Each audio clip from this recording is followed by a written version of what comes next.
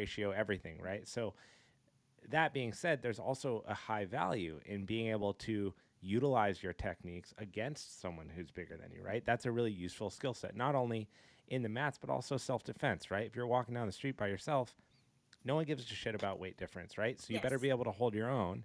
So when you're in the academy and you're training, how do you select for training partners, size? How frequently do you go with people that are a lot bigger than you? Like, what is that mix that you look for to further your skill, but also ultimately keep yourself safe? So my guys are pretty good, but I have this. I just have it's a problem, but it's a blessing and a curse. But I just will never say no to a roll. Like I won't. Yeah. I won't. I like rolling with the big guys. I like rolling with the small guys. Me generally, training wise, training partner, I prefer any guy because it's hard to find another female my size, like my frame. I prefer any training, Yeah. gentlemen around 150 to 170 pounds. That's like my preferred. I feel like that's optimal. In my eyes, it's weird, but I feel like we're the same size. It's just the Napoleon syndrome I talked about. It's just weird.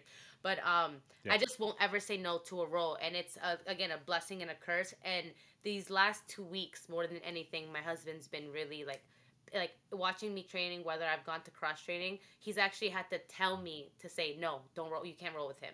And it's hurt me to have to Right. tell these guys, like, I'm sorry, I can't, like, I have a match coming up, I'm just gonna go with the smaller guys. I don't like doing that. I like going with everyone.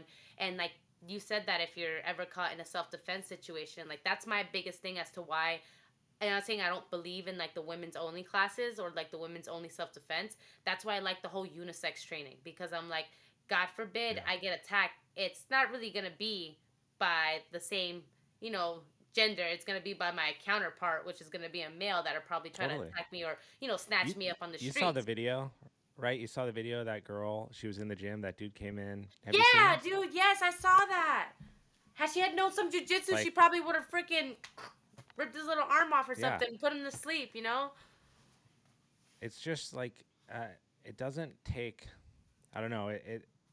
I think about this a lot because like you can get it twisted, and this is one of the reasons that like I like to train striking too, just from a knowledge standpoint. Like I like to understand the ranges and the distance of what it feels like to be standing in front of someone, not sitting on the ground. Hmm. And you can get it twisted and think that you're invincible when you start training a lot of jujitsu because you feel confident and it changes your personality. And you're like, whoa, someone that used to give me a lot of problems doesn't anymore. I must be getting better, whatever that is.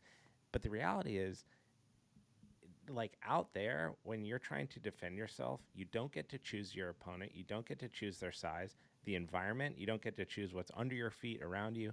And so, if you're not used to putting yourself in that uncomfortable situation with someone who maybe challenges you from a size standpoint, a strength standpoint, a quickness standpoint, then you're really doing a disservice to like your understanding and your skill set.